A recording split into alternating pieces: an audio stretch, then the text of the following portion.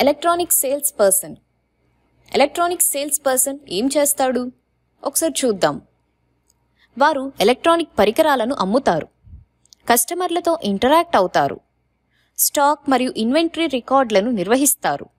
వారు కస్టమర్ ప్రశ్నలకు సమాధానమిస్తారు. విలువ ఆధారిత ఐటంలను విక్రయించడాన్ని వీరు ప్రోత్సహిస్తారు.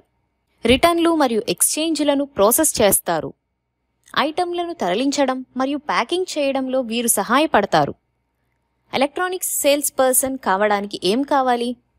చురుకైన వినికిడి, నమ్మకం, ప్రోడక్ట్ నాలెడ్జ్, నిజాయితీ, ఎమోషనల్ ఇంటెలిజెన్స్, ఓర్పు, పట్టుదల.